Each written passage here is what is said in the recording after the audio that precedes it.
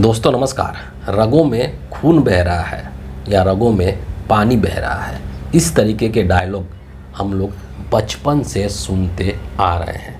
लेकिन अब वक्त बदल चुका है, हालात अब बदल चुके हैं और इस वक्त हम लोग नए भारत में रह रहे हैं। उस नए भारत में जहाँ पर कि 24 घंटे अमृत की धारा प्रवाहित हो रही है और इस नए भारत के, अमृतकालीन भारत के जो प्रधानमंत्री हैं मिस्टर नरेंद्र मोदी, उनके रगों में सिंदूर बह रहा है। और ये सिंदूर भी कोई सामान्य सिंदूर नहीं है, बल्कि गरम सिंदूर बह रहा है। मुझे ऐसा लगता है कि मानव सभ्यता के इतिहास में पहली बार इस तरीके के डायलॉग सुनने को मिल रहे हैं, और वो भी दुनिया के सबसे बड़े लोकतंत्र भारत के प्रधानमंत्री के मुखार बिंद से। मैं चाहता हूं कि प्रधानमंत्री जी के इस अनमोल वचन को एक बार आप खुद अपने कानों से सुन लीजिए और आंखों से देख लीजिए। मोदी की नसों में लहू नहीं, गरम सिंदूर बह रहा है। प्रधानमंत्री नरेंद्र मोदी अपना ये वक्तव्य राजस्थान के बीकानेर में एक जनसभा को संबोधित करते हुए दे रहे थे। यहाँ पर दो बहुत ही मज़ेदार चीज़ मैं आपको बताना चाहता हूँ। नंबर 1 कि इसी भाषण के दौरान मोदी जी ने उसी सिंदूर की तुलना बारूद से भी कर दी। और दूसरी बात मैं आपको, जो कि एक पुराना वीडियो है जिसको कि इस वक्त लोग ट्विटर पर शेयर कर रहे हैं, ये भाषण जब से मोदी जी का आया है उसके बाद से ये जो वीडियो है वो वायरल भी हो रहा है। और ये जो वीडियो है ये जापान की राजधानी टोक्यो में मोदी जी ने बोला था एक अपने कार्यक्रम के दौरान कि मेरे रगों में, मेरे खून में पैसा बह रहा है, व्यापार बहता है, क्योंकि मैं एक गुजराती हूँ और गुजराती होने के हैसियत से, गुजराती होने के नाते से मेरे खून में पैसा बहता है। गुजराती, मेरे ब्लड में कॉमर्स है, मेरे ब्लड में मनी होता है।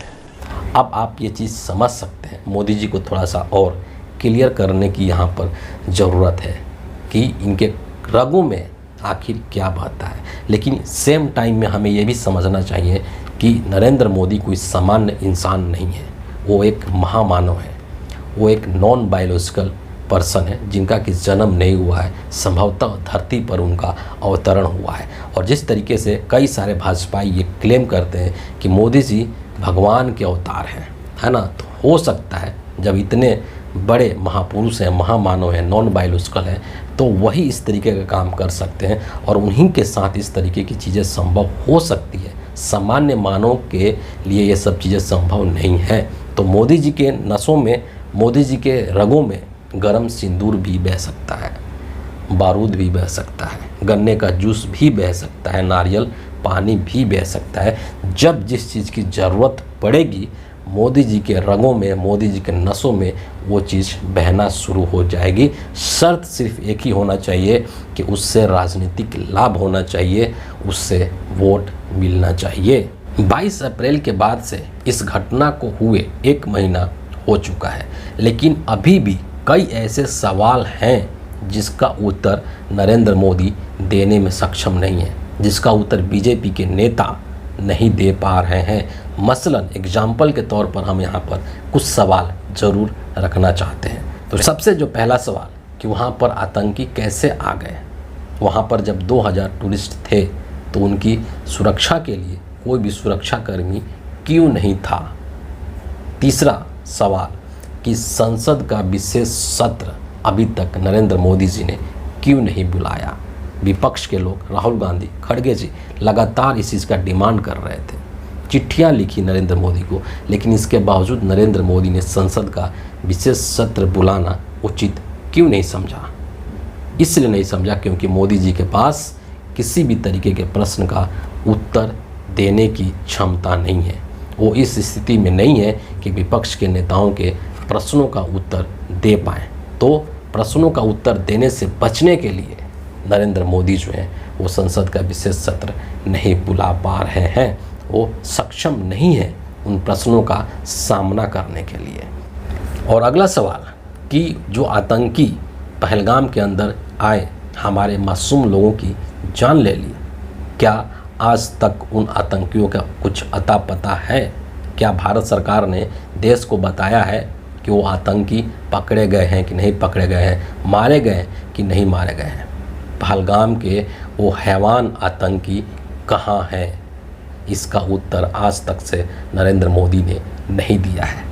जब सेना के जवानों ने ऑपरेशन सिंदूर को अंजाम दिया और अपने इस अभियान के माध्यम से पाकिस्तान के आतंकी अड्डों को नष्ट किया, नेस्तनाबूद कर दिया, तो क्यों नरेंद्र मोदी ने अचानक सीज फायर की घोषणा कर दी? क्या नरेंद्र मोदी ने अमेरिका के दबाव में, ट्रंप के दबाव में आकर के सीज फायर की घोषणा की? क्या व्यापार के शर्तों पर मोदी जी ने सीज फायर की घोषणा की?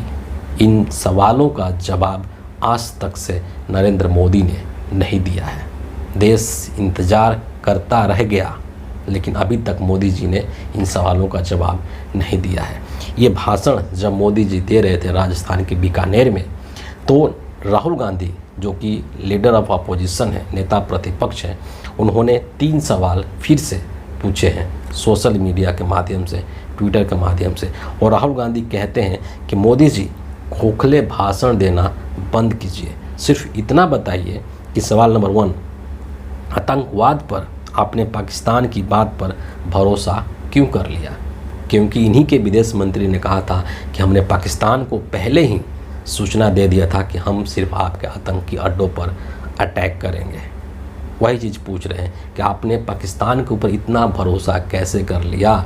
एक ऐसा राष्ट्र जो कि आतंकवाद का पालनहार है, जो आतंकवादियों को प्रमोट करता है, उस पर आपने इतना भरोसा कैसे कर लिया? सवाल नंबर 2, ट्रंप के सामने झुककर आपने भारत के हितों की कुर्बानी क्यों दी?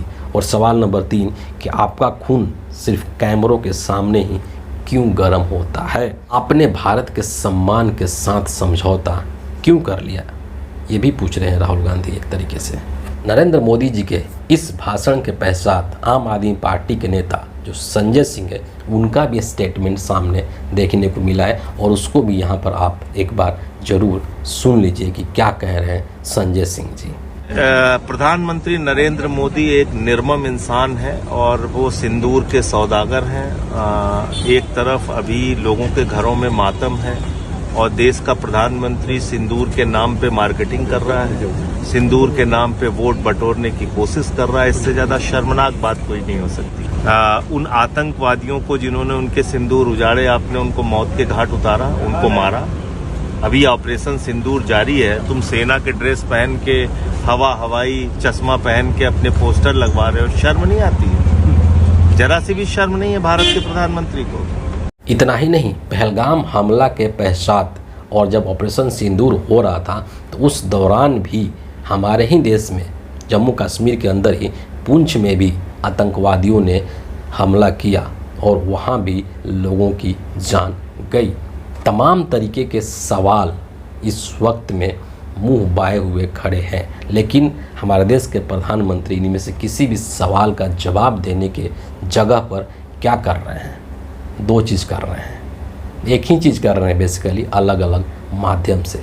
आप देखेंगे कि ऑपरेशन सिंदूर के ठीक बाद से लेकर के और अभी तक नरेंद्र मोदी के बड़े बड़े पोस्टर्स बनवाए जा रहे हैं और उन पोस्टर्स को अलग अलग शहरों में लगवाए जा रहे हैं, बड़ी बड़ी होर्डिंग्स लगाई जा रही है और वहाँ पर आपको मोदी जी जो है वो सेना के लिबास में दिखाए जा रहे हैं। और ऑपरेशन सिंदूर को जो कि भारतीय सेना ने अंजाम दिया, उसकी पूरी की पूरी क्रेडिट प्रधानमंत्री नरेंद्र मोदी को देने की कोशिश की जा रही है। और ऐसा नहीं है कि ये सब चीज़ें यूं ही हो रही है, बल्कि ये प्रधानमंत्री के पीएमओ के आदेश निर्देश के अनुसार ही हो रहा है।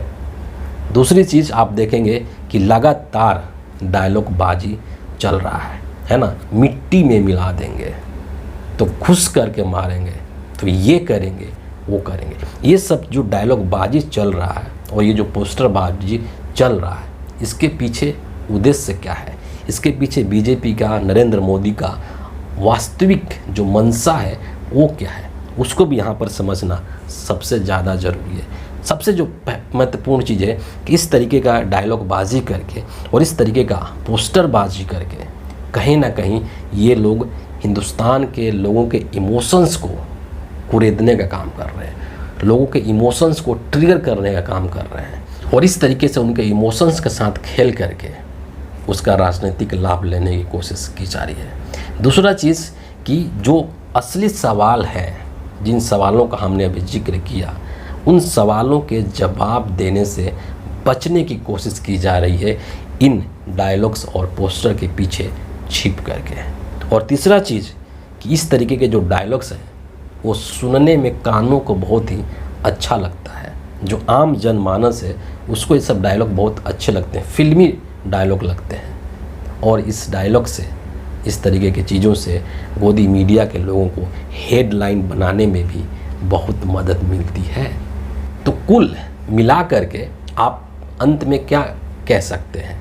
अंत में यही कहा जा सकता है कि जो भारतीय जनता पार्टी के लोग लगातार गला फाड़ फाड़ करके चिल्ला रहे थे कि इन सब चीज़ों पर राजनीति नहीं की जानी चाहिए, वही भारतीय जनता पार्टी के लोग और ख़ास करके नरेंद्र मोदी इस ऑपरेशन सिंदूर को लेकर के धड़ल्ले से और पूरी बेशर्मी के साथ राजनीति करते हुए नजर आ रहे हैं। क्योंकि बिहार के अंदर विधानसभा का चुनाव होना है, चुनावी लाभ लेना है, लोगों के वोट प्राप्त करना है। और पहले भी ऐसा ये कर चुके हैं। जब पुलवामा में हमारे सैनिक जवान मारे गए थे तो उनके नाम पर भी नरेंद्र मोदी ने वोट मांगा था और अब वही काम ये दोबारा कर रहे हैं। इनका इतिहास ऐसा रहा है कि हर चीज़ का राजनीतिकरण कर दो, धर्म का भी राजनीतिकरण कर दिया, सेना का भी राजनीतिकरण कर दिया और अब महिलाओं के सिंदूर का भी राजनीति कर दिया। और इसलिए प्रधानमंत्री नरेंद्र मोदी के रगों में ये जो सिंदूर है, गरम सिंदूर, ये अगले कई महीनों तक बहता रहेगा। बिहार में जब तक चुनाव नहीं हो जाता है तब तक ये गरम सिंदूर मोदी जी के नसों में बहता रहेगा। उसके बाद जब कुछ और प्रवाहित करने का वक्त आएगा तो इन्हीं नसों में कुछ और भी मोदी जी प्रवाहित कर लेंगे, बहा लेंगे। उद्देश्य सिर्फ एक ही है, हर हाल में, हर सिचुएशन में, हर आपदा में लाभ लेना, राजनीतिक लाभ लेना, अपने राजनीतिक मंशा को पूरा करना, चुनाव जीतना, लोगों को भ्रमित करना, मूल सवालों से लोगों को दूर रखना। बस यही उद्देश्य है, नरेंद्र मोदी का अंतिम उद्देश्य है और इसी चीज़ को प्राप्त करने में इस वक्त मोदी जी लगे हुए हैं। तो फिलहाल इस वीडियो के लिए इतना ही है। अगर आपको मेरे वीडियो अच्छे लगते हैं तो इसको ज़रूर एक लाइक कीजिए, अपने लोगों के साथ अधिक से अधिक शेयर कीजिए और हमारे चैनल को सब्सक्राइब करके बेल आइकन ज़रूर प्रेस कर दीजिए। अगले वीडियो में आपसे फिर मुलाकात होगी, तब तक के लिए बहुत बहुत धन्यवाद।